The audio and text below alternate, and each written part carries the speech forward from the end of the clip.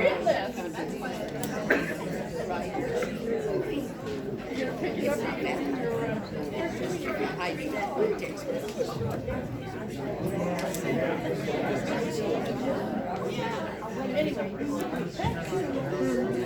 Good evening. Good evening. One watch says 7, one watch says 6:58. I'm gonna go with the 7 if y'all are okay with that. Good evening and welcome. My name is Jennifer Lansford, and we are gonna start this evening off with an invocation and the pledge. I believe Sean James will lead us in prayer.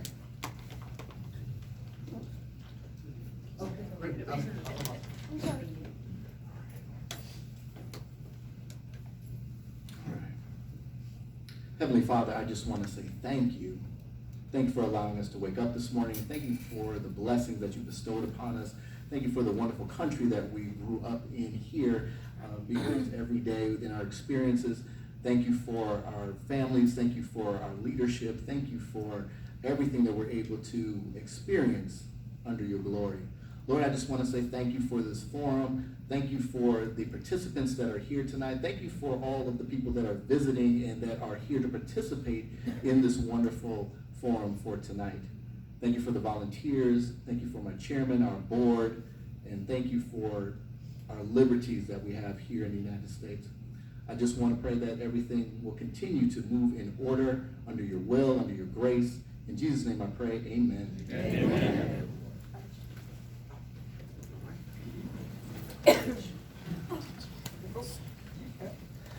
pledge Allegiance to the flag of the United States of America and to the republic for which it stands, one nation, under God, indivisible, with liberty and justice for all.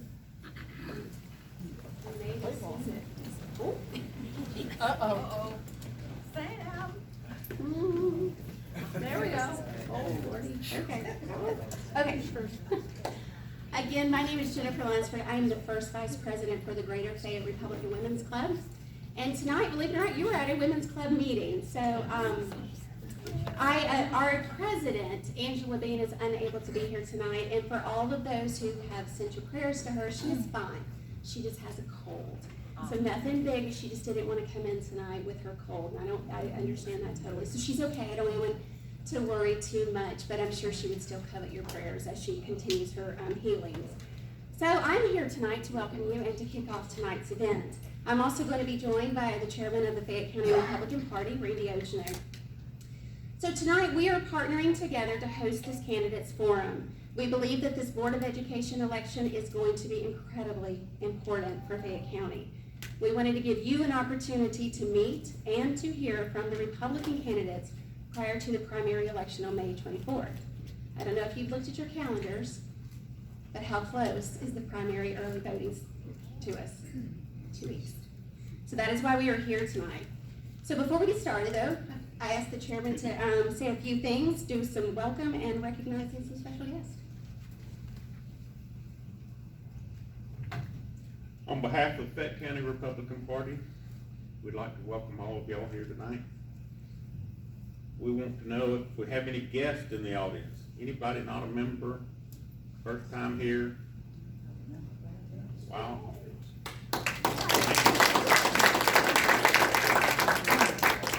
We're going to start on this side of the room. We have any elected officials? Randy County Board of Education, Post 1.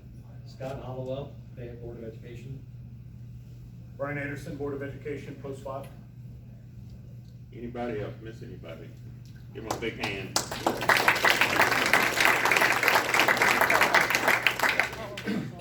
Do we have any non-Board of Education candidates here tonight? I'm David Ballard. I'm running for State House 74. I think I now know most of the people in the room at this point. But the district includes the Brooks, Woolsey, part of South Fayetteville, a little bit of Peachtree City, as well as large parts of Spalding County and the city of Hampton. But I got it memorized at this point. Sure would love to have your vote on May 24. Thank you. Anybody else? Seeing none? We'd like to thank the FCRP and the the GFRWC board members. So y'all would rise if you're a board member.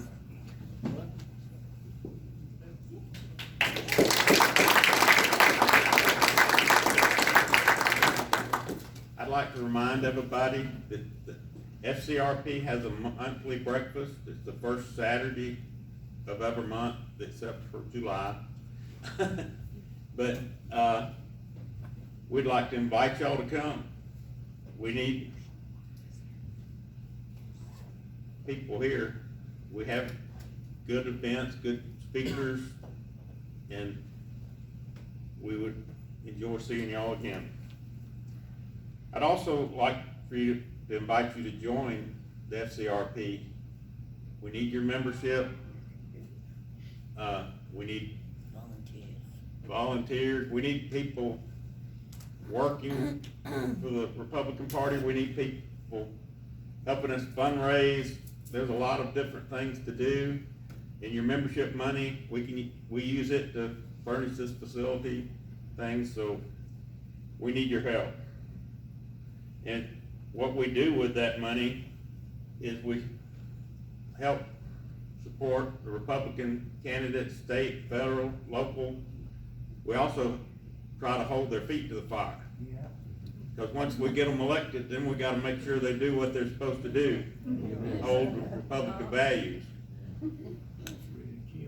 It's important that we work together as a community, and it's always a pleasure to see such a full house. Thank you for being here tonight, and I hope you enjoy it. Learn a lot. One thing that I would like to mention about the school board, it's an interesting fact, and it's something to think about. Georgia has a cap on the millage rate for the school board. It's 20 mills. But if you look at your property tax and you add up the two millage rate, it's 20.33. So that's something for you to think about. Think about why. I'll leave you with that. Thank you. Thank you, Chairman. All right, so also, because we are at a women's club meeting, this is our standard night to meet together as the Greater Fayette Republican Women's Club. So what I would like to do is recognize our members. If you're here this evening, just raise your hands. We don't have to stand up.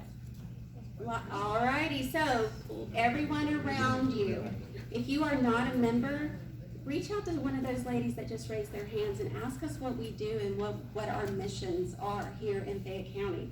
It is a little different than the Republican Party, not much, but it's a little different. And we would love to have you here. We meet on the third Tuesday of every month. We start at 6:30, and we always have great speakers. And it's not always candidates, by the way. We also do a lot more. So we would love to have you here and see you at our next one. I would also like to thank my committee who organized tonight's event. Randy Ochino, Angela Bean, Blaine Watts, Sean James, Marie Parker, Cheryl Walleen, Claudia Eisenberg, and Vicki Leopold. I honestly could not have done this without you tonight, so thank you so much. And some of them are not here, but when you see them, please pat them on the back and say thank you as well. All right, one thing I want to do tonight is explain to you tonight's forum. I need to fast forward just a little bit. There we go. We wanted you to be informed on how the forum is going to work. So you're not surprised, they're not surprised, and neither are we.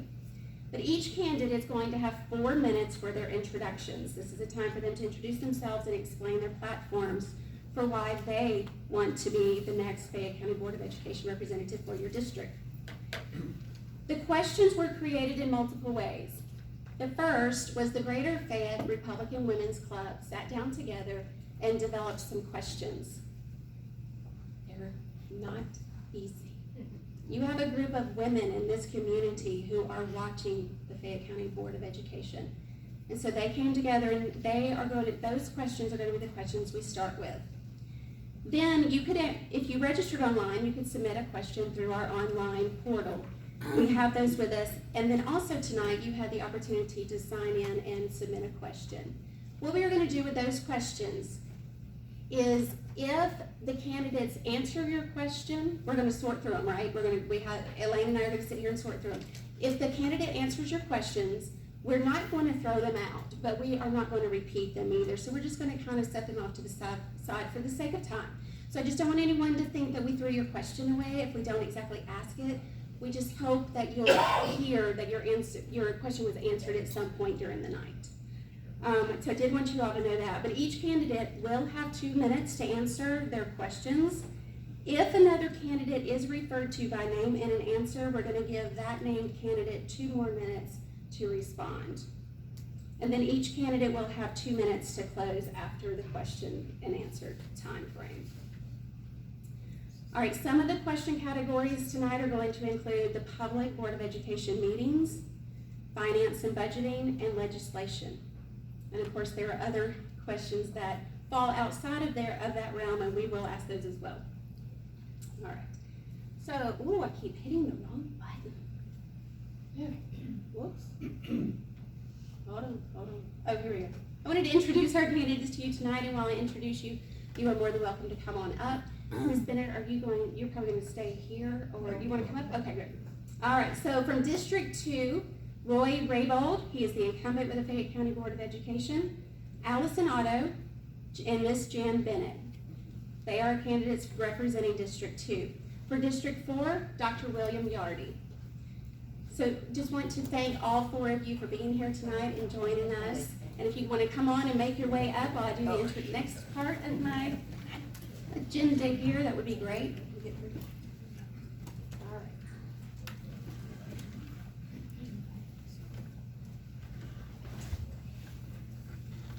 And while they are coming up, can I just make a shout out to Dr. William Yardy, because he is representing as a candidate for a very difficult district in the Fayette County Board of Education for Republicans. Let me put it that way. Difficult for Republicans, right? So thank you. And I had my mail-offs, We do truly appreciate having a Republican to step up in that district. So thank you, Dr. Yardy. Appreciate being there. You are so welcome. All right, and where is it? What happened? I'll fix this for next week. Okay. We have another forum next week. I'll just make a shout out. Next week, we are also going to be hosting a candidate forum for the Georgia State House representatives for District 74. So Karen Mathiak is our incumbent, and David Ballard. They will be here going through the same thing next week. So you are more than welcome to join us for that as well. So please come on back. All right, our moderators tonight are Lane Watts and Sean James. Lane is the first vice chair of the Fayette County Republican Party, and as a former chairman for the Fayette County Republican Party, Lane has moderated forums and debates, and as well, he has led many political board meetings and GOP conventions. Sean is the vice chair of the outreach for the Fayette County Republican Party and has been a candidate for the District 75 Georgia State House representative. I felt that both of these gentlemen have been in the hot seat in many different ways, and I believe that they will bring their experience tonight to lead us and guide us through this very smoothly. And I just appreciate you guys for doing this. Thank you. All right, so at this time, I'm done. It's you. You're on, and you guys are on. I wish you all the best, and good luck. We grab all the notes. I think, and by the way, Randy, thank you graciously for this. Randy is actually going to show us the time limit so that we are aware of what they're, how long they have. And then the candidates have it as well. So, yay, right? I'm sorry, but yay, right? They're going to be held accountable, and then we will also get to see that. So thank you for doing that. All right. All right, thank you, Jennifer. Good evening, everyone. Good evening, candidates. Thank you for being here tonight. We're going to begin by each candidate giving their 4-minute opening statement, and we will begin with you, Mr. Raybold.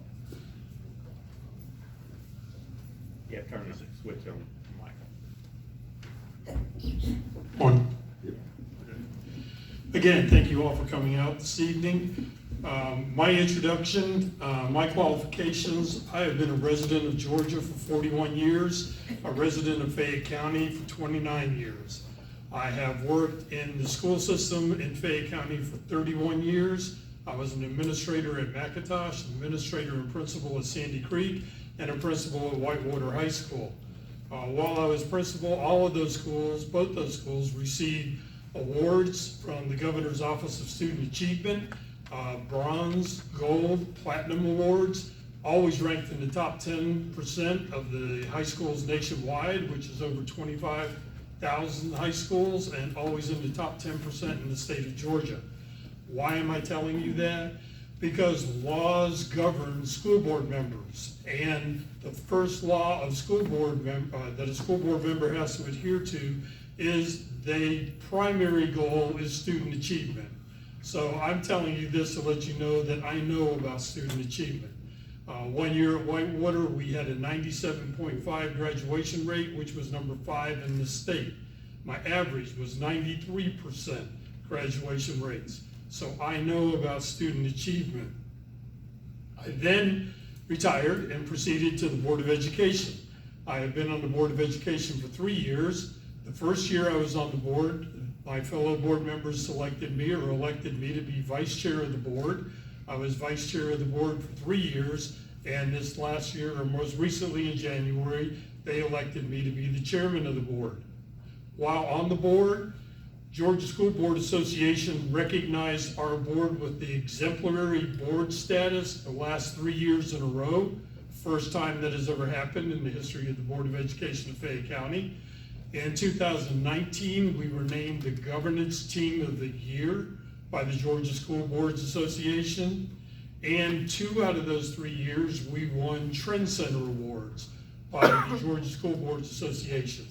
So I feel that my contribution to the board has been beneficial. Again, I didn't do that by myself, but I feel that my contribution has enabled the board to move forward. My platform, first point is to ensure the highest quality of education for the students in this county. Secondly, to provide equality of opportunity for all students in this county. Thirdly, to support our teachers. Fourth, to be an active participant as a steward, a financial steward of your tax dollars. I want to encourage parents to participate in their child's education. I support the triangle of success, which I used in both Whitewater and Sandy Creek, where the students, the parents, and the school all work together for the success of the students. I want to encourage critical thinking, collaboration, cooperation, and communication among our students. Those are 4 critical needs that they have when they go out into life. And lastly, I want to make sure that I ensure a safe and healthy environment for our students, teachers, and everyone working and being part of our school system. Again, my qualifications, I've been in Fayette County a long time. I worked at McIntosh, north end of the county, Sandy Creek, south end of the county, Whitewater, and I believe I know what the parents in this community want as far as a quality education. And there's 3 reasons people move to Fayette County: the quality of life, the quality of law enforcement, and the quality of education. And I'm proud to have been and still a part of that quality of education in our county. Thank you.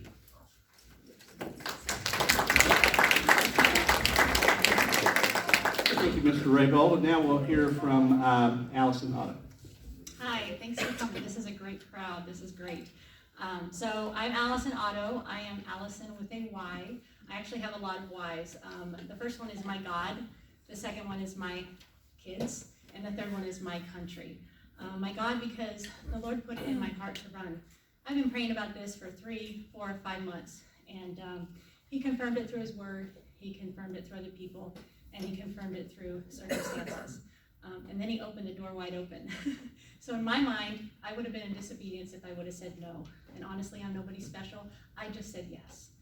My kids, my awesome husband Larry over here, 25 years in October. We have 4 amazing children. 2 of my girls are here, and through COVID, one graduated from Bible college and one graduated from high school. We have 2 boys that are younger. They are still in the system.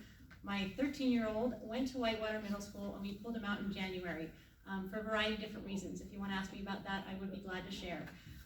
My youngest son, he's our special needs kid. He has autism, he's on the spectrum, and currently he's at Braylon Elementary, doing a pretty good job. And we've had these 4 kids, right? That's a lot. We've done the gamut of schooling. We've done public school, we've done charter school, we've done homeschool, we've done Christian school, we've done parent partnership, we've done co-ops, we've done it all, internet, online, you name it, we've done it. And you know why? Because all 4 of my kids are different. And at any moment in time, we did what was best for them. We moved here from Washington State. I won't bore you with all those details, but Washington State is one of the most liberal states in America, if you don't know that. And I know that there's a radical agenda sweeping across this country, and I know because I lived it. CRT, social emotional learning, comprehensive sex education, gender equality, just to name a few. I will fight for our kids. I will fight against these agendas 100% of the time.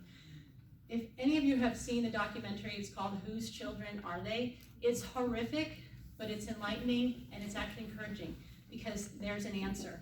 I'm actually working with Harps Crossing Baptist Church to get a showing, so sign up for my emails and I'll let you know when that is. But you see, I have a vested interest in our education system here in Fayette County, and I will put our children's safety, I'll put their education and their health over politics every day of the week and twice on Sunday.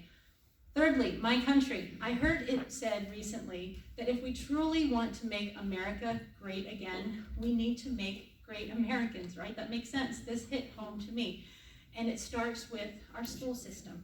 You see, our schools, where our children are educated and they're taught to grow up and like, who am I gonna be? They learn some of this stuff in schools. And that influences our communities, the places where we live, the places that we work, which affects our counties, which affects our state, which ultimately impacts our country. So you see, it starts with our schools.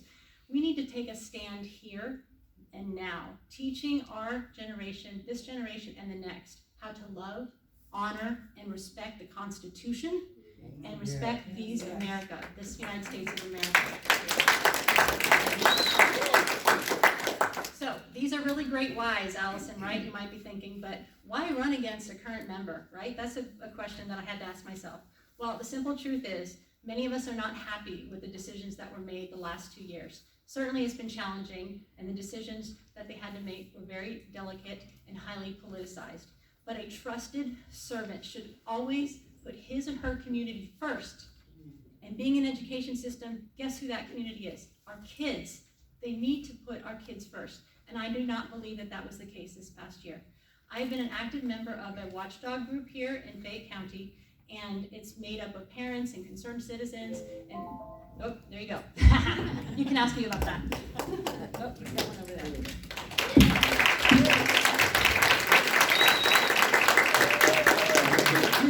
We'll hear from Jan Bennett for her opening statement. Good evening. Well, I agree. We need God in our society again. It is to the point where I heard that recently, for Easter, just have Easter eggs. Does that break your heart? Yes. Does mine. I started off a long time ago pursuing a degree for teaching, and I had Spanish in my mind too. I graduated from Miami Senior High School. I was infected with Spanish and loved it, and so I pursued 2 degrees in essence.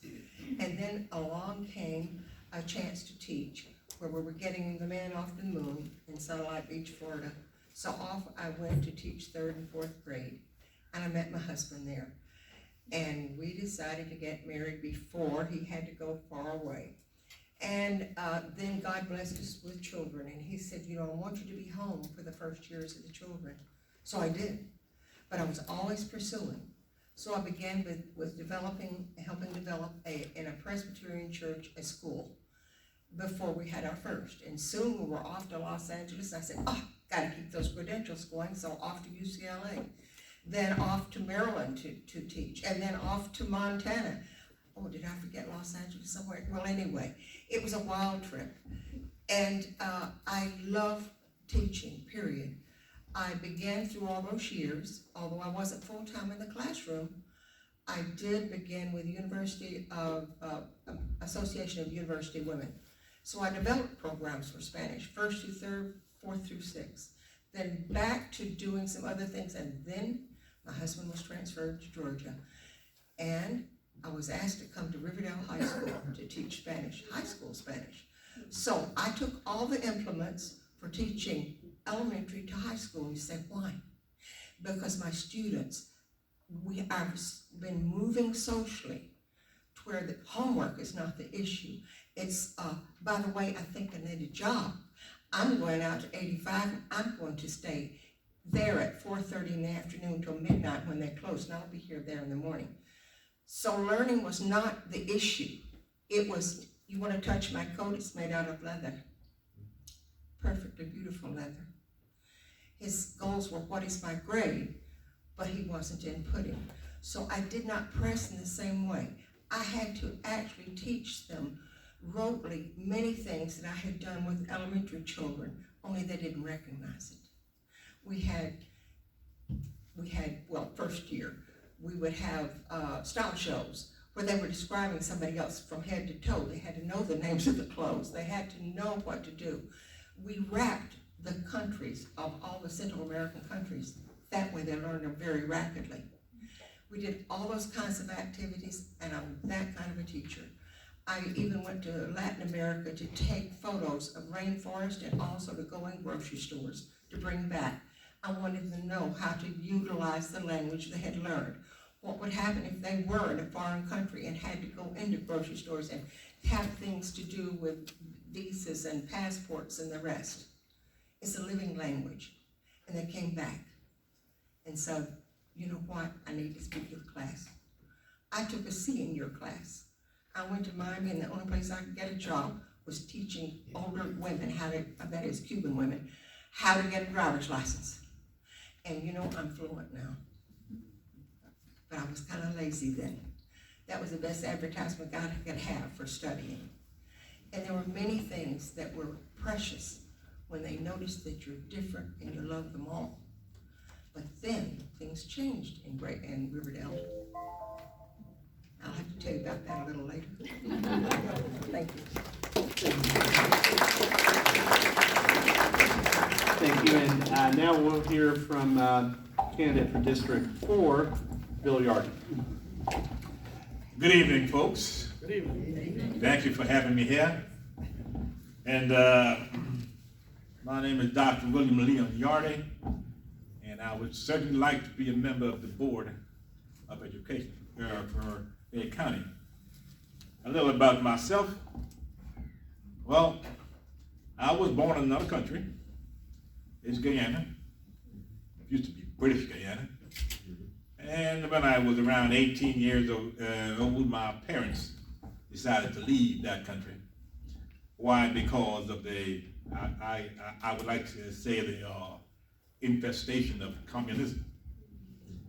And we moved to Brooklyn. At the time, I was, quote, of college age, and I attended the Long Island University.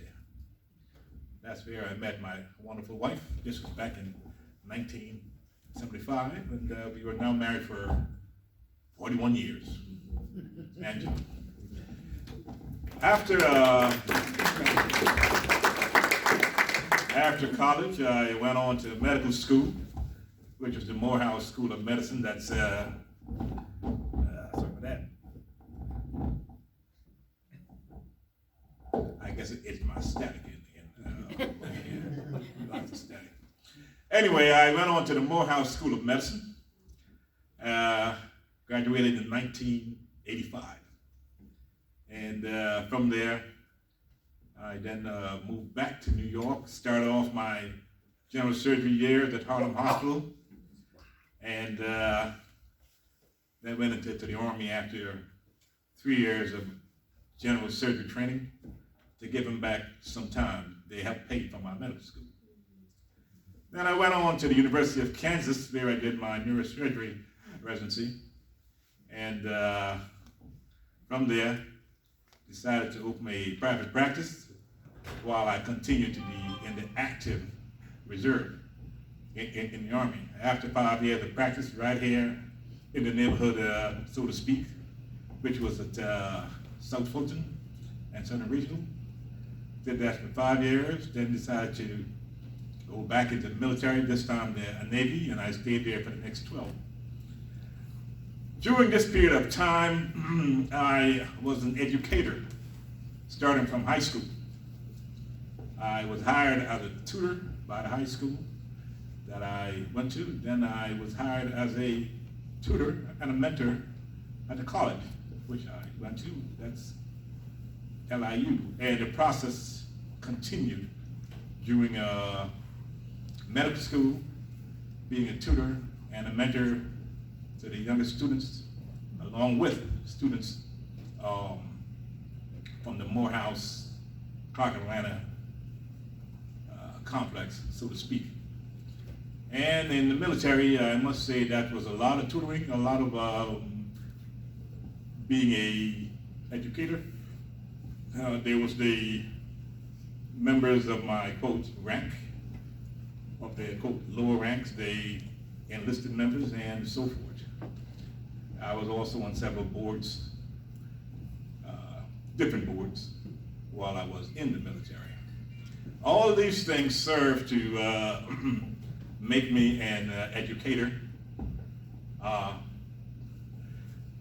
My time is kind of running out. Anyway, just to move on a few things, and that is why I run for the board. It's very simple. The country is in chaos. The school is in chaos. There's things like CRTs and gender issues and so forth. And I hope you can ask some questions so I can continue. Thank you.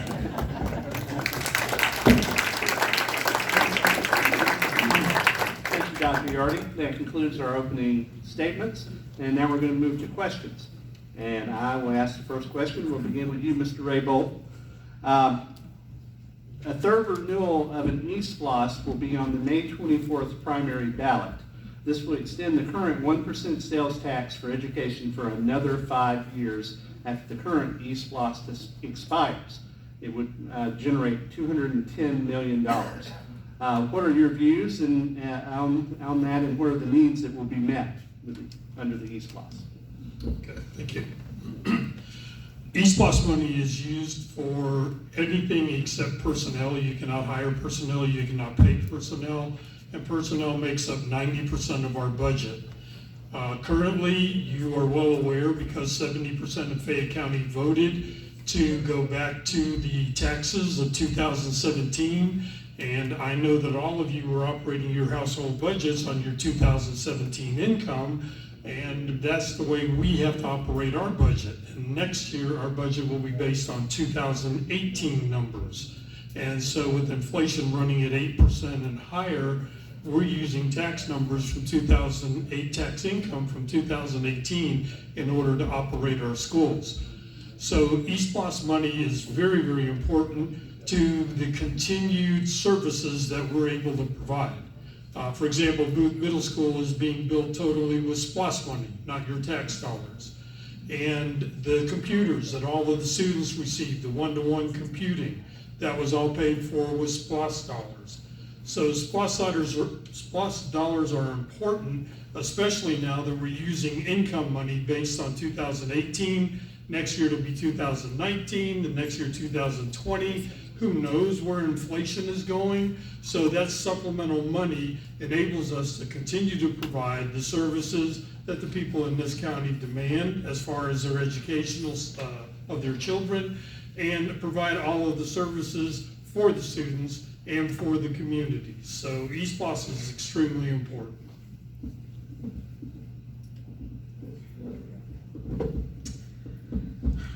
Yes, I agree that it is important. However, in a time when we do have an 8.6% inflation rate, we really need to consider if this is important, if this is necessary. There's a lot of things on this that we could wait, we could hold off for. $210 million is a lot of money, and I think that I'm not privy to all the documents and all the information, but I tell you, when I do get on the board, I will look it over, I will take a hard look, and I will get back to you on this. But, well, who's to say that we don't bring it down to 0.25% or 0.5%? These are tough times for everybody, and parents that I talk to, they don't agree with this. They do want to vote no. Yes, we do have a very good school district, and we do want to keep it that way. But there are things that we can cut out of this. There are things that we can do differently and save that money. So I say we got to take a hard look at it, a better look at it, and decide if it's that important. One of the other things that I've talked to some people about this fund, it essentially can become a slush fund. And I won't go into details because I don't have all the details other than the fact that once that money gets in there, it doesn't necessarily have to go where they initially put it.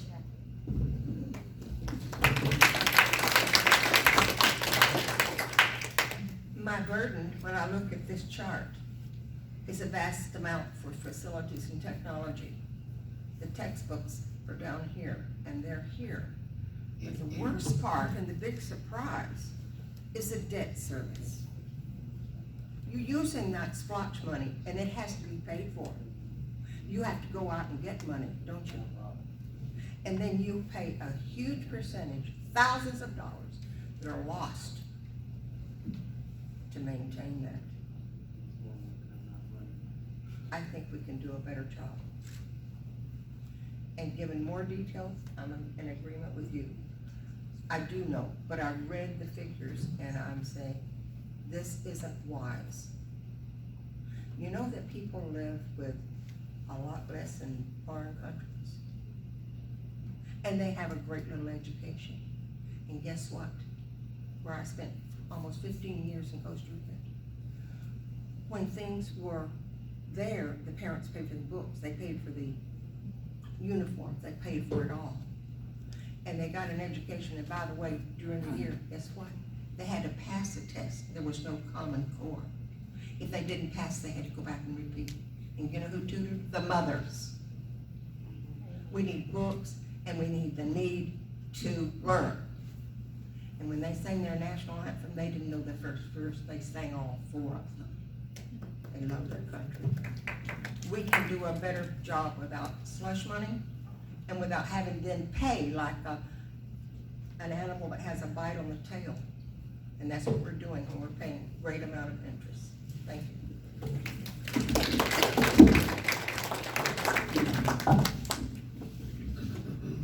Oh, excuse me. I was better too. Well, my take on this is we can certainly cut some of the fat. The question is how much. You know, when you look at things like for transportation, bus and the bus shop equipment replacement, those are total like about $15 million. Of course, our net debt cost is like $5 million. And like my colleague mentioned, textbooks is like $3 million. Now, that can be a little higher. Now, the question is, do we need, quote, do we need the quote money? Yes, we do. And chances are these expenditures will get higher because of inflation. You know, and there are several things that we call unexpected, or the fog of the administration, or being an administrator, and these can increase our expenditures. So the East Block, I do think it's necessary, and I do think that we can certainly try to lower the budget from $210 million.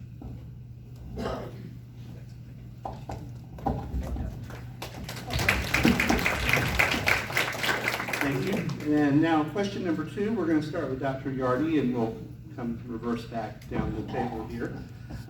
Most government meetings, city council, board of commissioners, school board, etc., here in Georgia open with prayer. 8 years ago, the school board voted to replace the opening prayer with a moment of reflection. We'd like to get the candidates to weigh in on that policy change. Dr. Yardy. Thank you. God and country, it's essential. It's the backbone. God and country brought us this far, and it can take us much, much further. It is very sad to see that there is a concentrated effort to keep God out of the picture. And as we look around, like I mentioned before, we are seeing more and more chaos.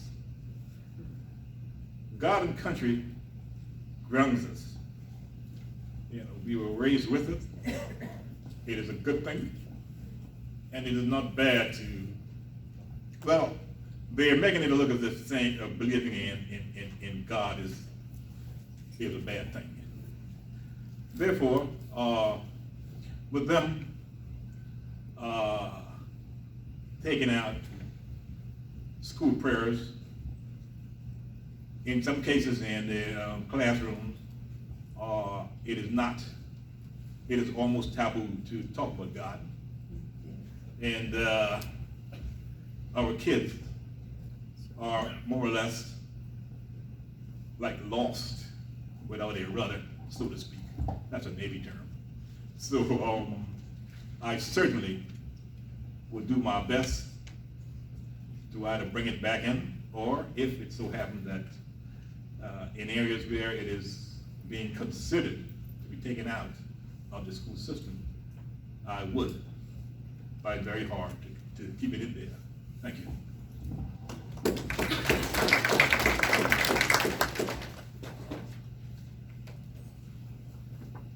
New Hampshire said in 1700 and something, 84, that we are here for Protestant morality. It's no longer in our schools. And without morality, all things come, like theft and the rest. It's just an easy trend. And then you want to eradicate our belief in God. We're hopeless. We need Him. Our children need to see that. As a believer, I did not share my personal faith, but I had a student follow me after school at Christmas. He said, "I've seen you around. I've never met him. You're different."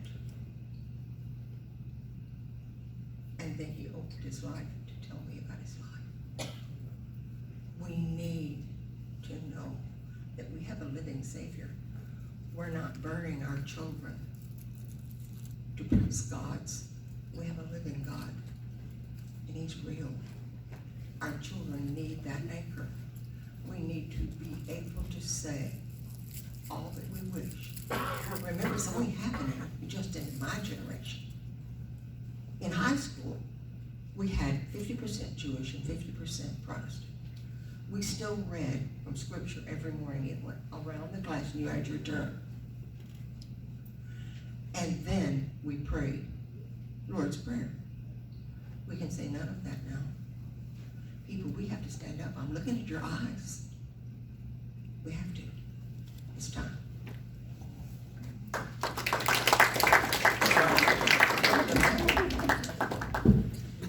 Well, it's always good and necessary to include the Lord in every aspect of our lives, especially when it comes to school board meetings, right? A lot of decisions are made. A lot of parents come wanting answers. And if we start with a word of prayer, the Lord will honor that. That's what He does. And so I am a big, big promoter of prayer. And, yes, I'm a big promoter of prayer before the meetings.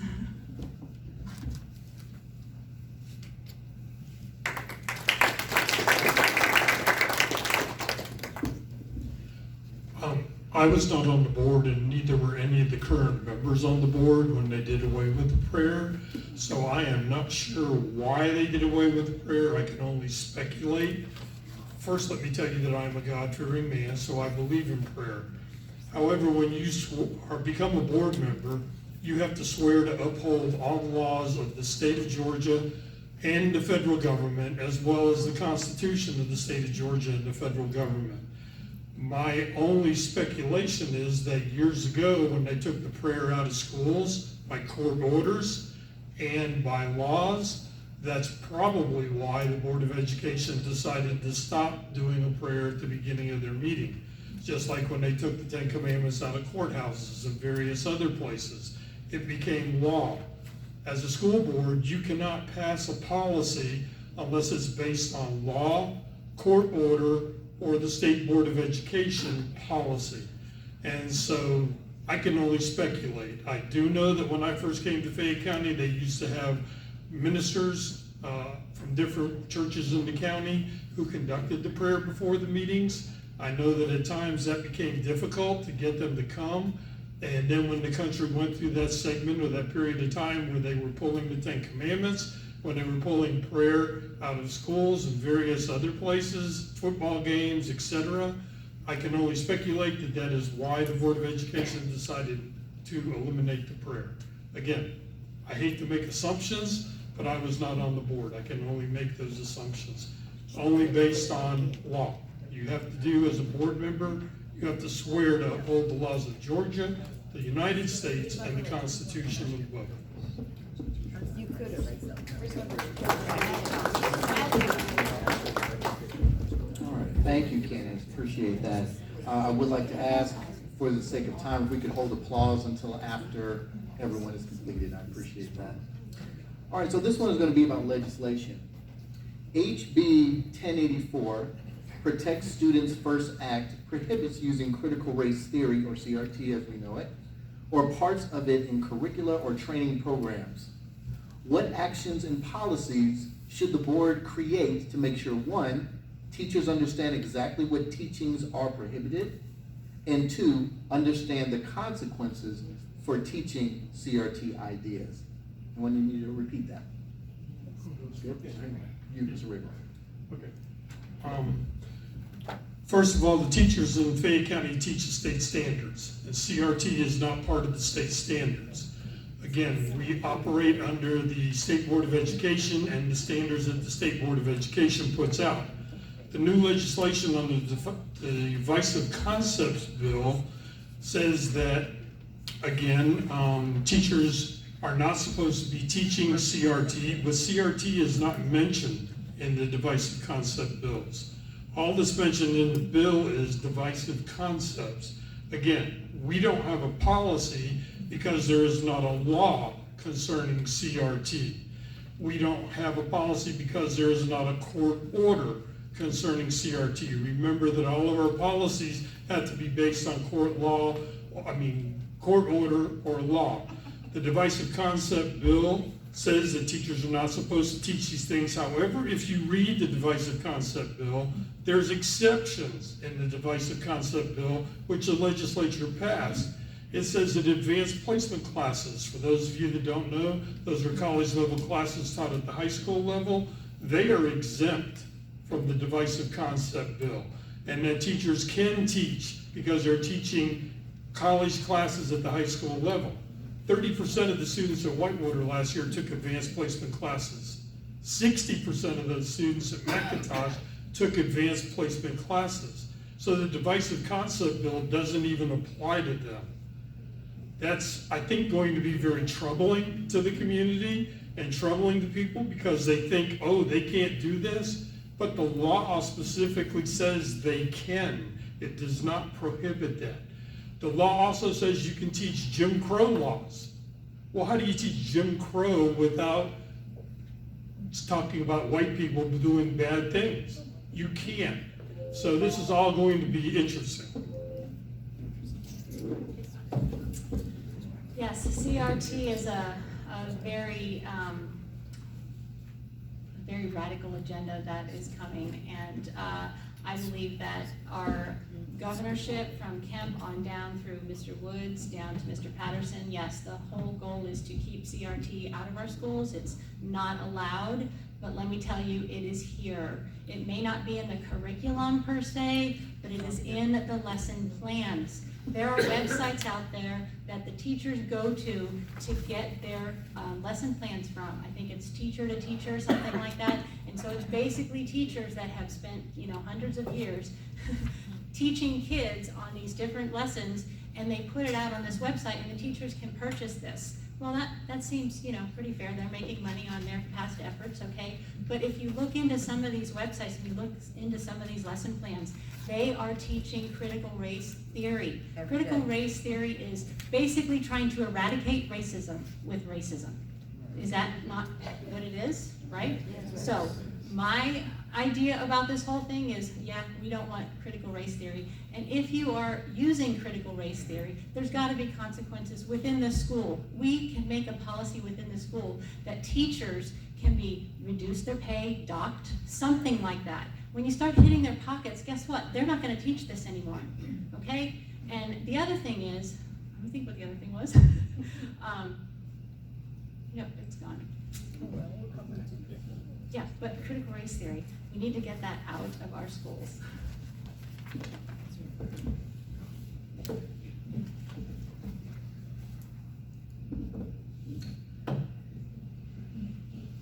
Critical race system is taking us to the bottom rapidly.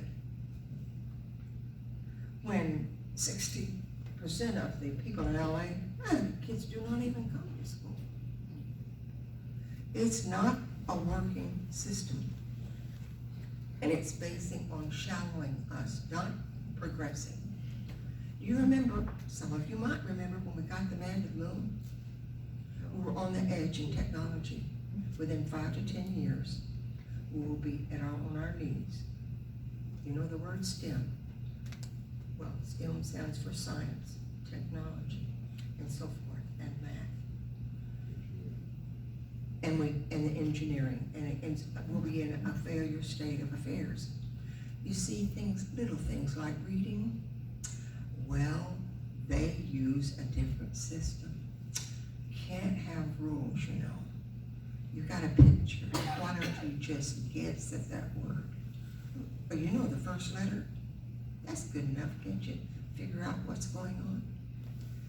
Phonics are not used. All these little things that are trickling down with change. We don't need to seek the lowest denominator for ourselves. We want success. And you know, we have schools, the magnet schools, and they have proved very good. I can't speak tonight. In New York, that they are finding that they're excelling, and in that school are Hispanics and Black students, and they are now outscoring the wealthy of New York City. Can be done a different way. I want success for all, but this is not offering success. It's heading down a very low path.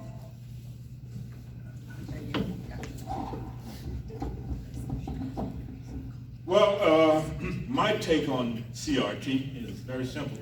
It's a very racist concept. It's basically a concept of oppressed and oppressor. The oppressed is supposed to be black folks or folks of color. The oppressors are white folks.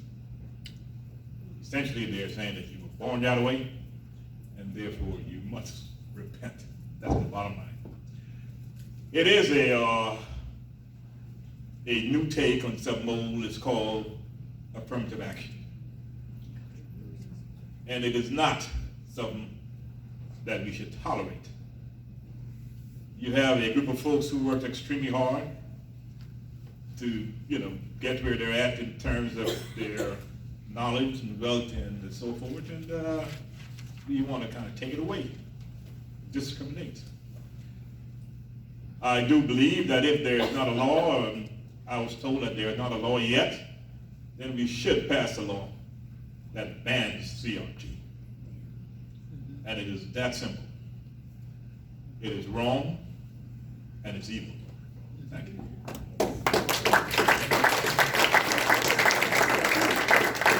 I remembered. The other part was workshops for the teachers so they know what it is and how it should not be used.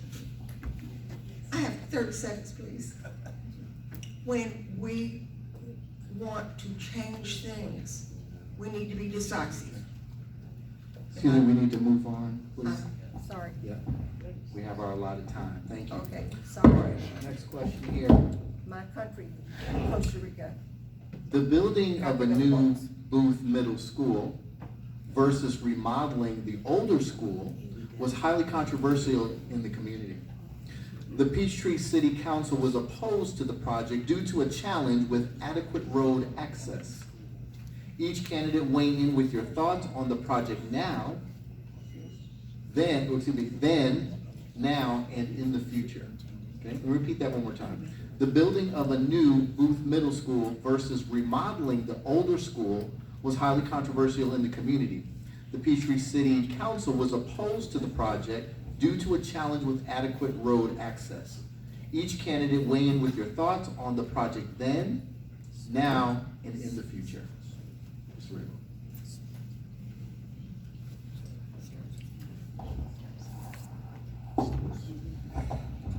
Well, I am not up on all of the details of building something new versus remodeling something old, but certainly if it is within the quote a reasonable budget to remodel or to upgrade an existing structure, and I think that would be acceptable.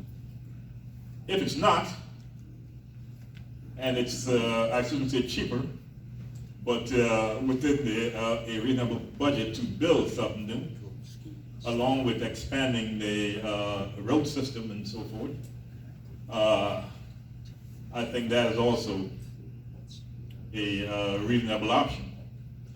Like I mentioned, I'm not up on the numbers and the budgets and the expenses and so forth, and the effect on the community regarding the changing the existing infrastructure in and around the Booth Middle School area. But certainly I am open to one that is within budget and would not be a added burden on the taxpayers. For a resident of Peachtree City, I would have something to say. Do you understand? Mm-hmm. And you know, we always have new, and old works fine. The desks are there, they have air conditioning. We didn't have air conditioning in our day. We can learn without all of that. And I think there are other places in our desperate time right now to put our money.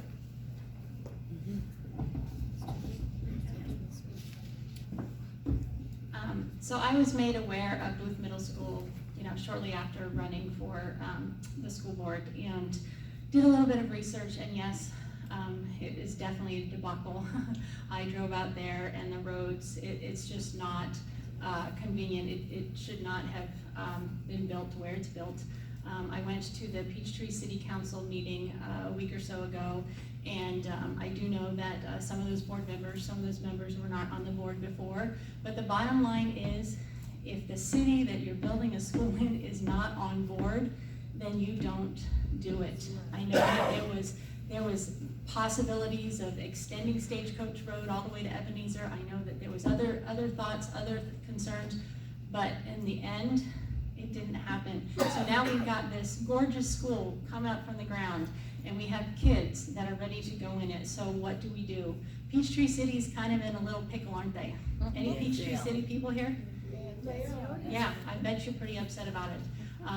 I don't have the right answer because I don't have all of the information, but I guarantee you when I get on the board, I will take a hard look at this and I will see what can be done. In between then, I'm going to talk to you guys. I want questions, I want answers. Talk to me. I want to know your thoughts. I want to know your concerns. And maybe there is a light at the end of the tunnel.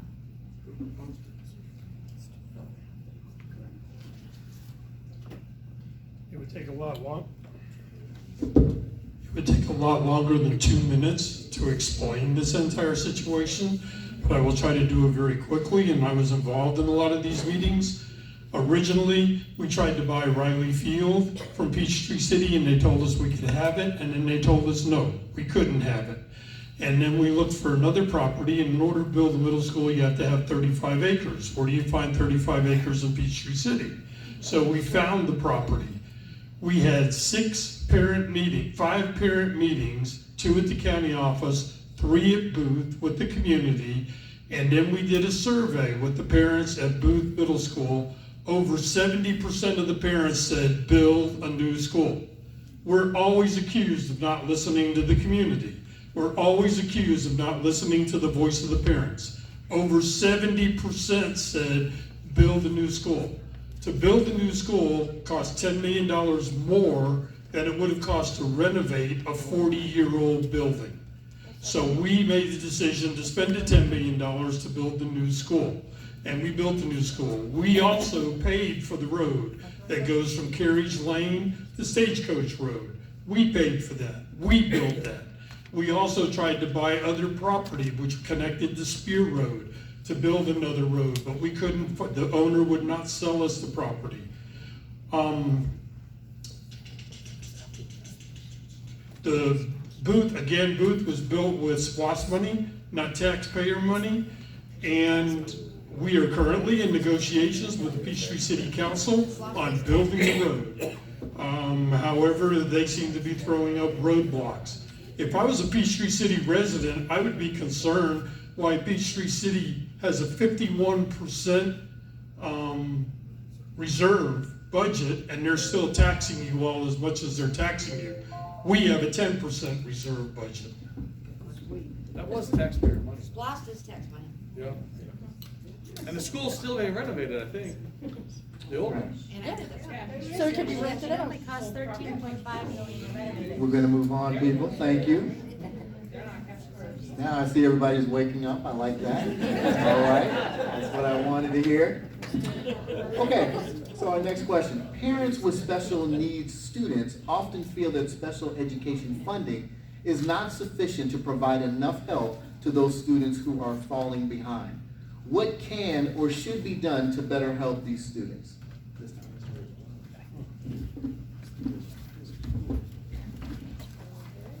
We currently spend, and I don't have the money figures in front of me, a lot of money on special needs students. I am an advocate for special needs students. When I was principal at Sandy Creek, we had the highest graduation rate of special needs students in the county. And when I was at Whitewater, when I went to Whitewater had the highest graduation rate of special needs students. Parents need to become more involved in the IEP meetings, the individual education plan meetings. Too many times as a principal, I was involved in those meetings and parents didn't even show up. And we had to do everything by ourselves without input from parents. I heard something ringing. We do have a quality education, special education department in this county. As a matter of fact, there's won awards from the State Department of Education on the quality that we provide. Parents need to become more involved as far as getting in the IEP meetings. There's parent advocates available, both from the county and privately, that can assist these parents when they don't understand something, when they need extra help. All this is available, but too many times parents don't take advantage of the situations that are available to them. Those parents that do generally get what they want from the IEP meetings, and they get the quality education that their students deserve. So as I said before, I do have a special needs son. He's on the autism spectrum. And actually he has a pretty good program, or I should say he did last year. But we can talk about that another time. But as far as the special needs situation, I believe that when we came into the district, we already had an IEP. We already had a program for him, which we were able to hand over to his teachers. The problem lies with identifying some of these special needs kids. I have sat through board meetings where parents after parents have talked about their child with special needs who hasn't been identified. We need to get better at identifying our kids, and we need to listen to the parents. When the parents come and tell you, hey, look, I've been dealing with this, and nobody's paying any attention. When you go to a board meeting and they all stand there and they look at you and they don't answer, they don't respond, they don't come up to you afterwards, they are unapproachable. I will not be unapproachable. I want you to come up and talk to me. I want you to come up and share with me your concerns for your children, for your community, for the things that are going on in your school. So special needs, it definitely has a special place in my heart, and I will work extra hard to get the parents involved. I go to the IEP meetings. Sometimes I don't understand what they're talking about. I do now. I mean, he's 11 years old, so he's been in the system for like 9 years. But it's kind of over our heads. And so we need to educate our educators on how to bring it down to maybe the parent level so they can understand it a little bit better. And then again, that identification is key. And I really think that parents will benefit from that, and the kids definitely will.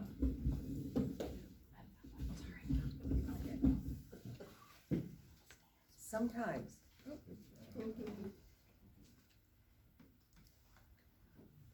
Maybe. Oh, at the top. Lo siento. It was at the top and I was at the bottom. We have so many special needs now.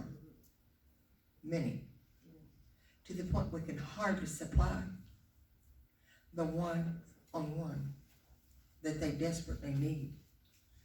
We do need to identify, sometimes it's mixed barrel of where it is, what the problems are. Sometimes there are problems at home that reflect. Sometimes their parents are not willing. They should do it. We pay for it. There's some attitude things too. It's a hard barrel to deal with. And I would like to think that it can be done because I have a young grandson. He's been through it in Wyoming. He goes to summer camps. He does everything. A very bright young man, but very lonely and isolated. He doesn't have friends. Oh, when it's autism, it just breaks my heart. We try to spend as much time as we can with him. They're a precious gift. And we've got to find better answers because the parents are desperate. Because many of you are out trying to work two jobs and also be a parent. But we can do a better job. But it takes money for the programs. It's a balance. Well, to echo what my fellow candidates have said, I would like to add something. And that is in 2021, Governor Kemp provided $10.1 million in funds for special ed. However, less than 10% of this money was claimed or used. And the main reason cited was that the parents were not aware of the funding. So I think what we need is a education and advertising of these, advertising of that these funds are available and there are programs to assist the special needs students. We need to hire social workers or more to go out to the communities. We need to also hire the appropriate therapists, physical therapists, mental health therapists to implement and to carry out these programs. And bottom line is to make sure that the parents and the community are aware that these fundings are available.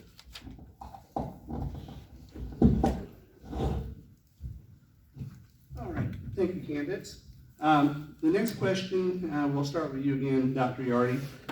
Currently, a 100% exemption for school tax is only available for those age 65 or older and with a taxable income of less than $15,000. Would you support a 100% senior citizen school tax exemption for our senior homeowners regardless of income. To be fair, I would support that because, as we know, the Social Security issue and the benefit or the monthly payments, it is in most cases not enough. Yes, someone may someone may still be working after the age of 65, but there comes a time when they'll stop working. So therefore, definitely being in that category, I would appreciate the help.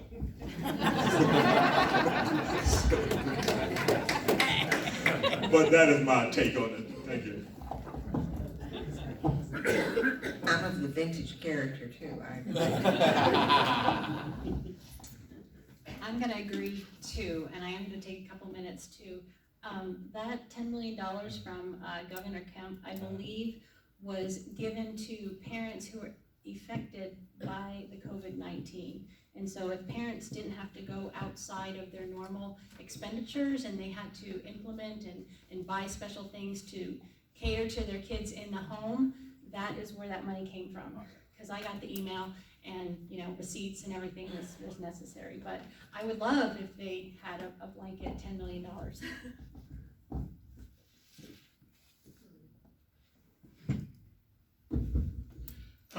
I don't have a problem supporting that exemption. I do think that, and if you're aware of this, Fayette County is graying, it's getting older, and the number of exemptions are increasing.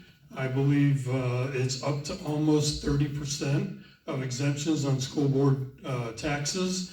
And again, if we are going to continue providing a quality education for the kids, you can't do that for free. And we're already working backwards on 2018 numbers and then 2019 numbers, and the prices of everything is going up. If we could do that and work it into the budget, I don't have a problem doing that. We had our first budget meeting at the last board meeting, and we are already talking about lowering the millage rate for next year, even though the budget is going up. So I think this is something that possibly could be worked into the budget. And again, we are hoping, as well as the city governments in Fayette County, that more young people move into our county and bring more kids into our county so that the county continue growing instead of continue graying. And again, I'm a grayer. I'm 71, so I'm in that group. But I don't have a problem with that. Thank you all. Next question, we'll begin with you, Mr. Redwald. If reelected and the other three if elected, what would be the most important issues for you during the next 2 years? Next 2 years. Again, the most important issue for me always is the education of the students, holding high academic standards, making sure that our students are successful with academics, making sure that our students are ready and prepared to go into the workforce, go to college, go to the military, whatever field or whatever area they choose to go. Along with those high expectations and high academic standards, I want that to be across the board. I want a student at Whitewater High School and a student at Sandy Creek High School to receive the same quality education, the same quality instruction. I want all of our students to receive that. So continuing to support the high academic standards, continuing to support what is best for our students as far as the learning process. And again, we are probably now number 2, sliding 3 into 2. I want to see us once again be the #1 school system in the state of Georgia. So what's important to me and what I would like to focus on is to keep the indoctrination out of our schools. We've talked a little bit about CRT. We've talked a little bit about comprehensive sex education. Well, we haven't talked about that, so I'm going to talk about that. Basically, like I said, I'm from Washington State. I'm not a politician. I'm not like a professional speaker here. I'm a mama bear, okay? And this is actually something that really hits home because I have seen. Let me give you an example of some questions. Hold on. So this is a math homework from a public school district in Missouri, okay? So, this kind of gives you an idea of what I'm trying to prevent. Angelou was sexually abused by her, remember, this is algebra question. Angelou was sexually abused by her mother's blank at age 8, which shaped her career choices and motivation for writing. So the equation is y equals x plus 2, or 3x plus 6y equals 12. So your choices are A, 0 and 2, which is the right answer, boyfriend. B, 4, 6, brother. C, -3, -1, father. So if the child answered the question right and they said 0, 2 for an algebraic equation, the sentence would read, Angelou was sexually abused by her mother's boyfriend at age 8, which shaped her career choices and motivation for writing. Tell me, when is that ever acceptable in a school? I'm not saying that it's here, but it is coming, ladies and gentlemen. The next one, trying to support her son as a single mother. She worked as a pimp, a prostitute, and blank. I'm just going to cut to the answer. The answer is C, nightclub dancer. Folks, these are the kind of lesson plans, these are the questions that are coming through the educational system. Whether or not it's here, I don't know, but I will find out. I'm a mama bear, and this is what concerns me. Yes, I want a very good education for our kids, but I also don't want them indoctrinated. Yeah.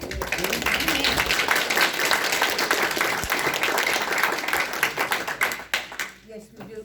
Oh, here, I remember. There we go. We cannot abide the issue with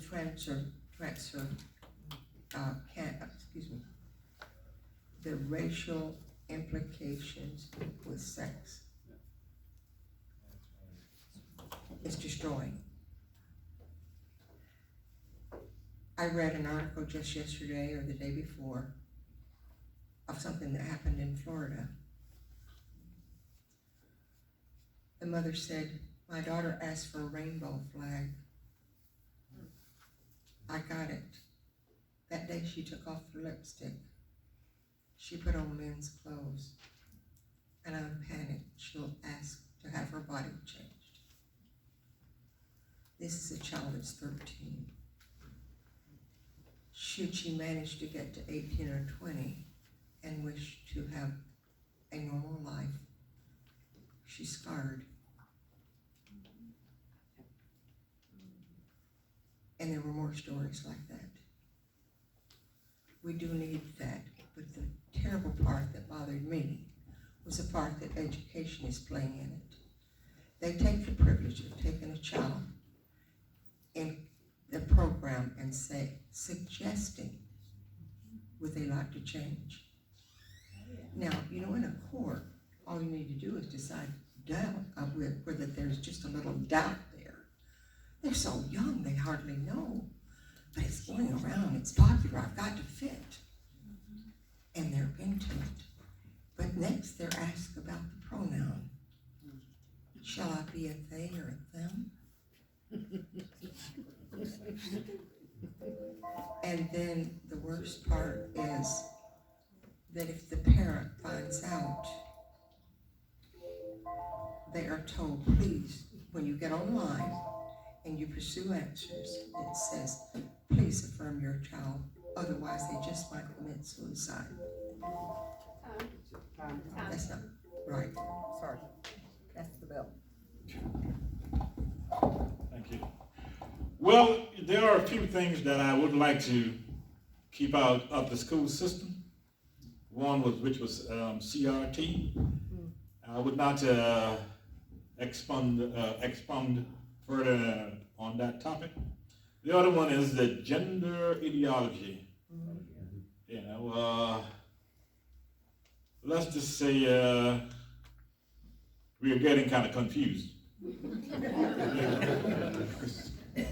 You have a person who looks like a boy, who says they're a girl, and vice versa, and the teachers, in some cases, are encouraging the quote, taught and transition. And these are young kids, starting from kindergarten, going on up through 6th grade and further on. I say, let the kids be kids. Don't, gender bend them. Secondly, there's the assault on the female sports. The females the women need their, quote, safe space. And safe space means you can't have someone who was born a male decided to partake in your sports and break all the records. Turn the whole thing upside down just to say, I won. So definitely to keep that out. Along with the gender issue and the gender dysphoria, there's that push in some cases, in some states, towards the gender transition drugs. Like the big one now is Lupron. And in some cases, these things are started without the parent's consent. Therefore, I would say to get the parents involved from day one. Thank you. I didn't say we should get rid of the books, but we should. The little country of Costa Rica had some books, and I didn't get to expound on it. Thank you. But they sent them back. I do love your enthusiasm, candidates, to get the answers out. We love that. Hope everyone's doing well this evening. Okay, I want everybody to stretch your arms up real quick. Just wake up, yeah, go ahead and, yeah. You need that, so that's good. All right, we're gonna move on and we're gonna wind this up, but I'm excited to, because I'm curious about this question, so I'm gonna find out about this also. The HIK Vision, the HIK Vision cameras, were another controversial issue due to the purchase of the cameras from the Chinese government and the fact that citizens discovered they had been banned by the U.S. federal government as a security risk after they were purchased and installed. Each candidate, please weigh in on that issue. Okay, you need to follow me here on the timeline. We approved the cameras in August 2020. The parents wanted us to bring the kids back to school. That was still at the height of COVID, or right shortly after. We had to try to ensure that the students were coming back to a safe school, and these cameras did the temperature check. And believe it or not, parents do send their kids to school sick. They do. And so Coca-Cola, Disneyland, Home Depot, Lowe's were all using the cameras. So we purchased them in August 2020. In May 2021, Congress banned the cameras from all federal properties. We are not a federal property. They banned them because of wire fraud, obstruction of justice, and violating Iran's sanctions. That's why they banned them. In June of 2021, the FCC banned the cameras, again for the same reason. After the parents came to the meeting and brought all this up, we disconnected the cameras. Home Depot, Best Buy, Disneyland, and Lowe's did not remove the cameras until October 25th, 2021. The facial recognition that these cameras did, there are 56, I did the research on this, there's 56 nationalities in the world that can be recognized by facial recognition on cameras. The cameras that Hikvision sold only did facial recognition on Chinese Hans and Chinese Uyghurs, which I don't think we have very many in our school system. So we did nothing wrong when we purchased the cameras. It was not a violation of the law when we purchased the cameras.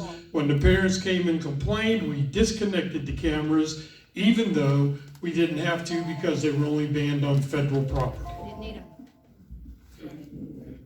There was no law.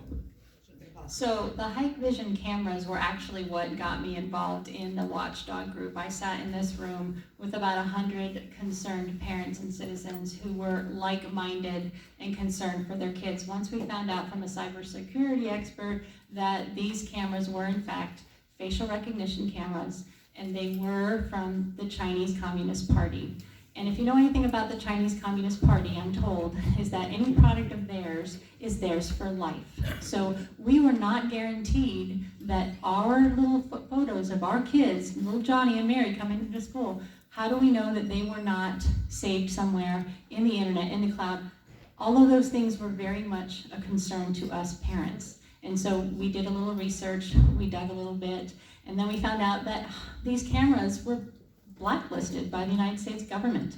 This company had been changing their names to different names to sell to other schools, other entities for the past I don't know how many years. And so if they would have done their due diligence, I know that maybe they would have found this information and maybe they would have thought otherwise. I know it was in the middle of COVID, so things were really crazy and they were really concerned about kids and their temperatures, etc.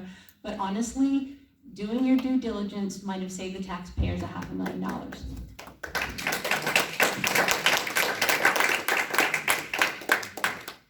I haven't been in the classroom for a while, but what I think we needed, I need more time. What I needed when I was teaching, things were really tough. We needed some protection. I was in a building where we had a building and a walkway, and another building and a walkway. You could have anybody in the classroom that you didn't need. So one day, I stepped out, I was ready to go home, and I heard noise, and I stepped to the next room, and this young man had another girl in the corner. I looked at him and I said, "You may leave now." He didn't move. I had no beeper, I had no way to call the office. I just used my bigger feathers. I said, "You get going now." And he walked away, and she was not harmed in any way, but the threats were horrible. We do need some kind of communication, and I'm not sure what, but I agree that we don't need the Chinese listening. They don't need images of our people. When you see how they treat their own, we're in trouble. Thank you. Well, I am very glad that the cameras are no longer there or being used. Of course, my concern is that that data is being stored somewhere, and that somewhere most likely is in China. My concern is, what would that data be used for? And someone with bad intentions can have a field day. The Fayette County school system appears to have stayed within the boundaries of the law, and once they found out, then those things were discontinued. I do hope that the next set of cameras, if they're there now, was not made in China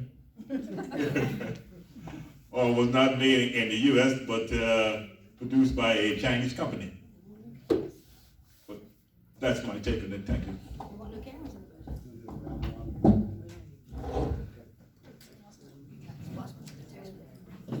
All right, folks, this is the power round right here. I'm glad everybody sticking in here. So this last round, we're going to do 1 minute answers on this, okay? That's going to be, and then we'll do the closeout from that point on, okay? So the question is, parents have asked for full transparency of the curriculum materials, recommended lesson plans, and the sources making the recommendations, and create parent volunteer committees. What ideas do you have to ensure transparency of the textbooks, workbooks, Chromebook content, library books, etc.? And again, we're going to kind of cut that down to 1 minute. Yes.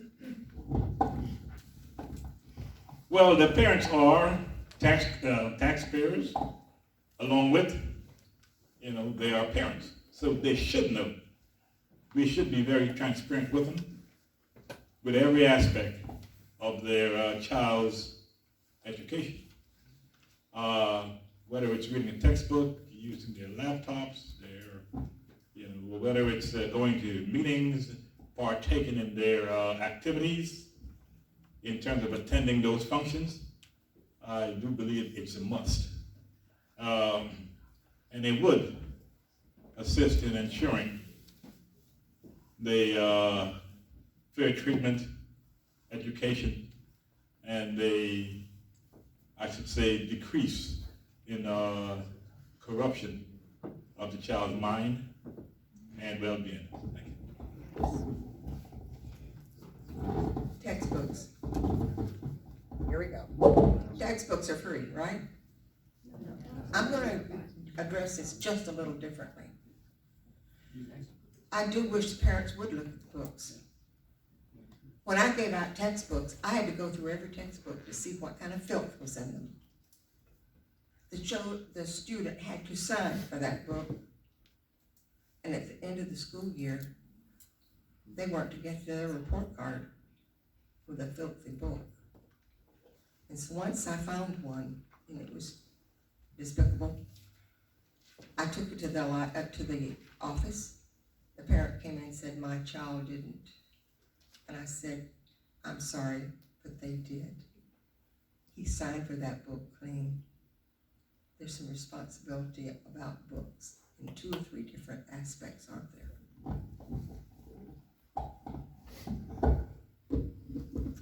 So I too believe in total transparency when it comes to curriculum and lesson plans. I think that parents should have the opportunity to join a curriculum night. Many teachers do have that, and parents should be required to do that if they are concerned about what's coming into their kids' classrooms.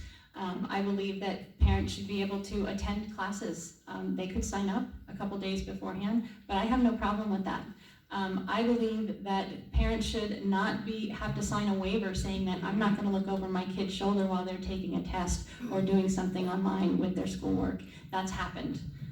So yes, I do believe in transparency. I do believe that parents need to be involved, and that is something that is near and dear to my heart, and I will definitely encourage more parent involvement, whether it's in newsletters, emails, forum. Why can't we have a forum before the board meeting so both the parents and the board members are on the same page?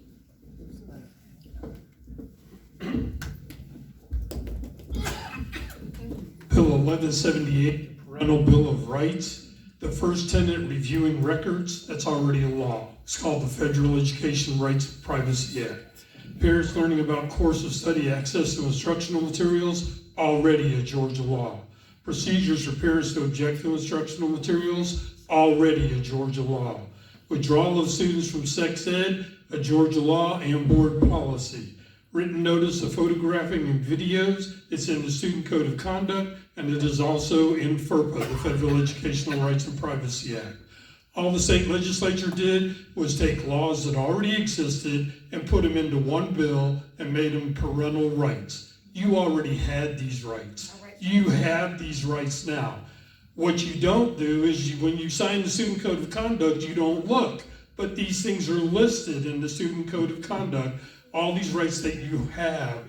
And so all these rights you already have. So as far as any of these things happening new, you have them already. I know, but I'll still get it. Thank you. The next question in our lightning round refers to public comments. Public comments at school board meetings have for years been allowed at the beginning of the meeting, but I haven't verified this, but last fall were moved to the end of the meeting. Would you support maintaining that, the status quo, or moving it back to the beginning of the meeting? Also, relative to public comments, generally there's not any answers or feedback from the board members. How do you currently engage with parents in the community, or plan to after you are elected? Well,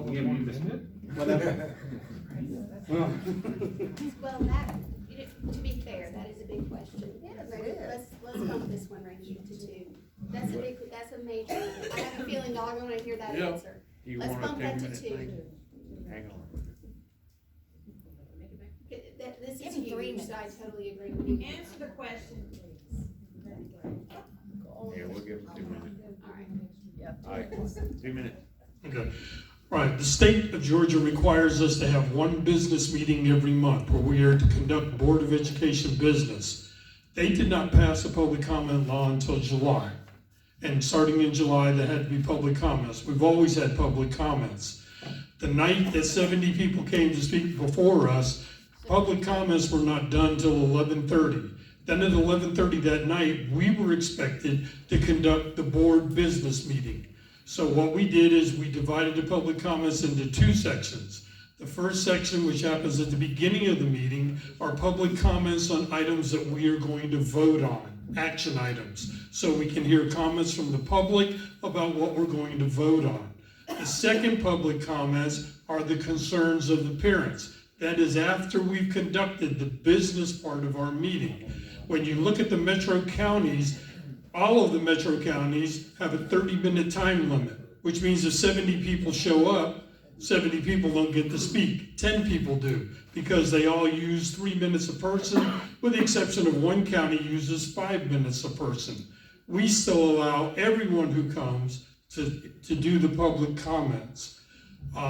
We have to conduct our business meeting. Once our business meeting is done, we're happy to listen to all the comments. If you want to make comments about what we're voting on, we provide the opportunity. Our policy states that public questions raised by the parents will be addressed by the superintendent, and the superintendent will communicate with the parents. That is our policy. Any board, any organization has to follow their policies, and that's currently what our policy says.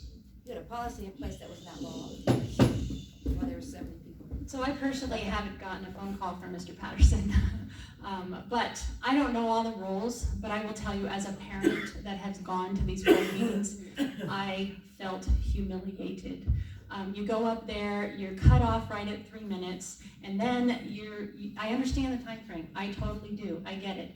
But there's no response from the board. They don't give you any inkling as to whether they're listening or not. In fact, one of them decided this past year to what? Some of you know what I'm talking about. He was on his Facebook page criticizing each one of us, defaming each one of us, and it was very insulting. And to this day, I don't think that we got an apology from the board, from himself. I have not seen it, and if it was, I know there was a short video, but it was very short and it cut him off at some point, I was told. So anyway, I just think as a parent, you need this opportunity to speak.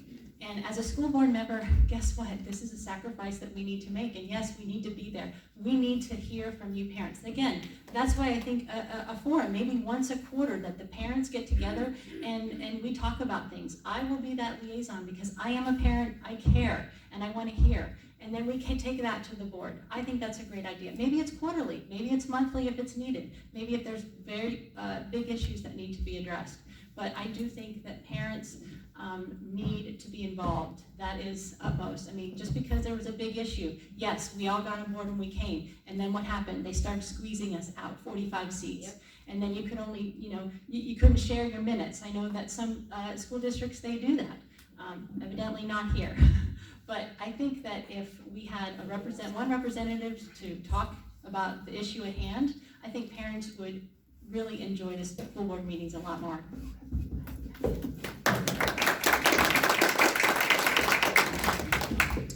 My experience at Riverdale, no parents came. Parents were not there to even help. I'd say vocabulary must be done to stay in the language. This is what we have to do. Go home and do the following and ask someone to help you. They said they're not there and they won't.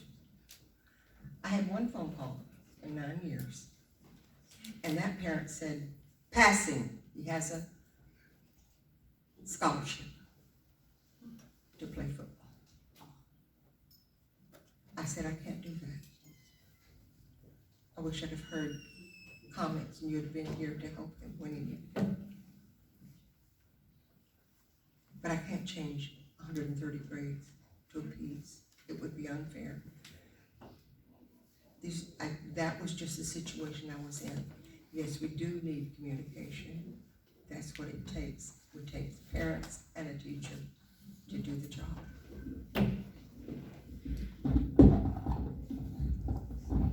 Well, the public comments are very important, and it should be done. But my take and solution would be a little bit different maybe a bit radical, I would propose that we have 2 board meetings a month. One for business and the other one for public comments. And by doing so, I do believe we would be able to accommodate a lot more comments and give answers in a very expeditious fashion. Now, will it work? I do believe so, especially if the parent stays committed. And let's say if it goes over our time limit, means our total amount of hours given for that meeting, then we should have a person or persons or a group to respond online to the remaining questions. And that's my take.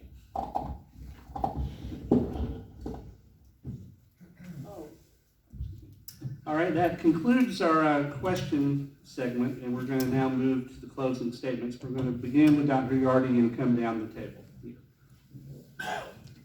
2 minutes. 2 minutes. Well, thank you all very much once again for having me here. And as stated, my a goal is to maintain and to improve in areas the high standards of the Fayette County school system. One of my colleagues states that he would like to get the county school system back to being number 1. I think that's very noble, and I would certainly assist him and the board in getting to that point.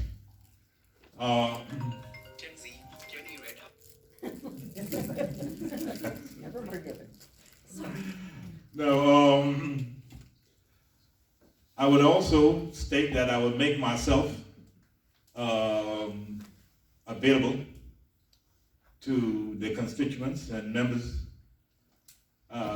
parents and members of the community through my emails or a telephone call. All in all, I hope I would be given the opportunity to serve you.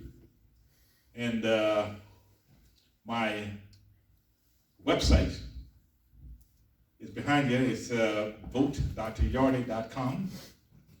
And you can list questions there and so forth, and I will respond. I plan to be a dedicated member, and I certainly would appreciate your vote. Thank you.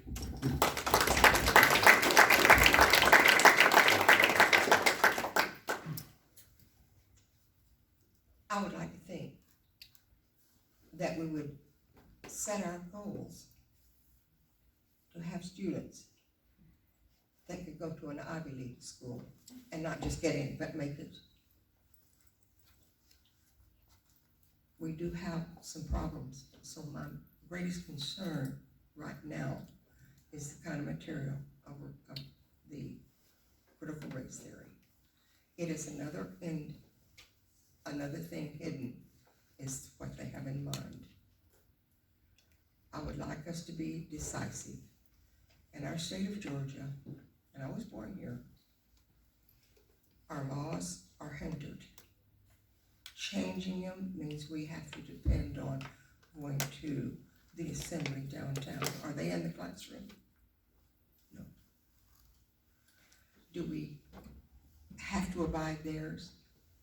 You see, I'm so critical on this thing. I want it removed. What I got caught on before was the fact that the little country of Costa Rica decided they needed new text. They ordered them. When they previewed them, they were so discouraged.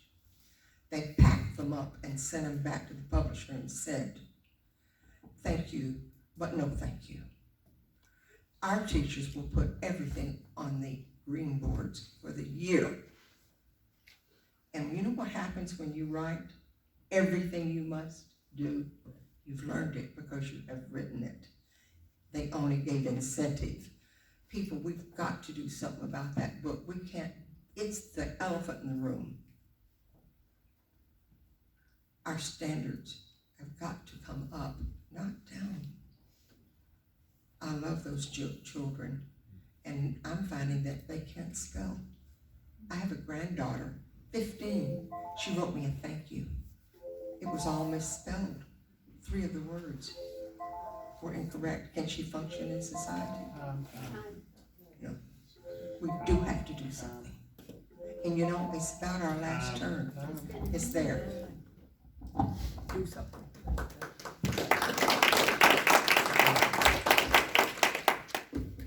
Well, I do want to thank you all for coming out tonight. And like I said, I am a mama bear, and I really believe that I will bring balance to the board with that mentality, with that focus, to be that mama bear, to bring the truth to light, if you will. I will always put the welfare of our children, our staff, our teachers over politics every day of the week, and twice on Sunday, like I said. This is our school district, and I will represent our children, I will represent our community, and I will represent our tax dollars. If you like what you hear and you agree with some of what I say, I would appreciate your vote. I am Allison with a Y, and if you're interested in my emails, there's a clipboard back there. I'd be very happy if you put your email down so that I could communicate with you. Thank you again. I know this was a long night. I really appreciate you guys coming.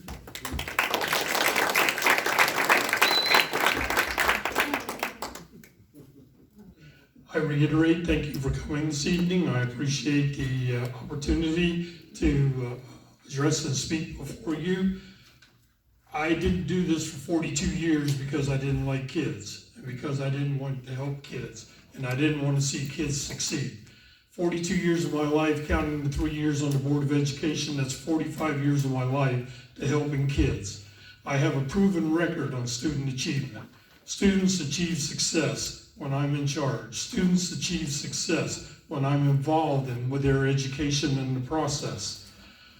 I do listen to the parents. I do listen to the people. I attend PTSO meetings and school council meetings of all the schools in my district. And when schools in the other districts invite me, I come as well. But I talk with the parents. I meet with the parents on a monthly basis. So I get the input from them on what's happening in the schools, what's happening in my district, what's happening in the people that I represent from District 2. And so, again, I would like to continue doing this. I enjoy it. I enjoy working for kids. Otherwise, 45 years, I would quit. I would do something else. But I want to continue because I want to see the educational system in Fayette County continue to grow. I want to see us continue to demand high achievement for our students, and I want to see our students be successful. I do encourage my fellow candidates to look at the laws concerning board members. A lot of times people think we have a lot more power than what we really do. And remember that I am only one board member. There's 4 other votes on the board. And so we all have to work together. And I think being part of the governance team of the year and being part of an exemplary board for 3 years in a row, I think that working together and working with other people is one of my strengths. Thank you.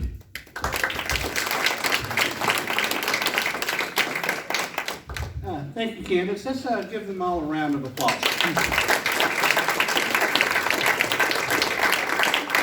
been an honor and a pleasure tonight to serve as the moderator and work with my good friend Sean James. I had been asked to announce before I turn it over to Jennifer that tonight's event has been videoed. Our own Sam Patton has been videoing. Wave to everybody, Sam. Thank you, Sam. And where can people find this? Is it going to be on YouTube or Rumble? YouTube and Facebook. So those that could not be here tonight, please distribute this video far and wide to get the word out about our Republican candidates. And with that, I will turn it back over to Jennifer Lansford.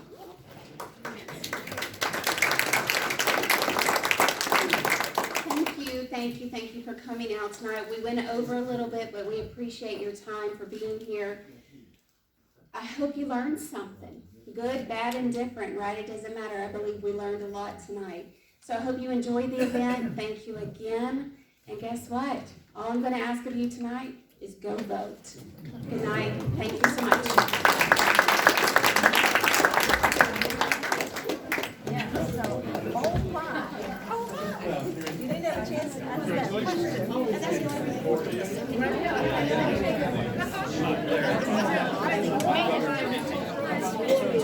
She's gonna call her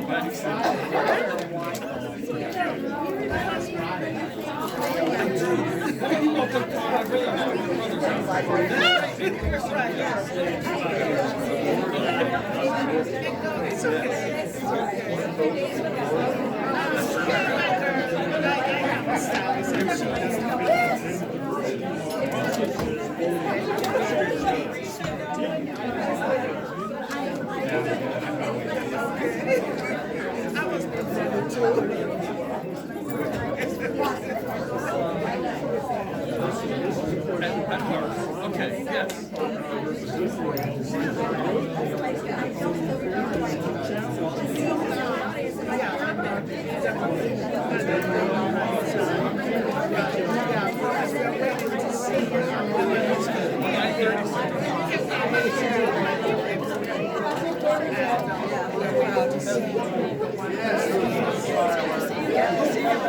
Hey, Randy, how are you? Well, thank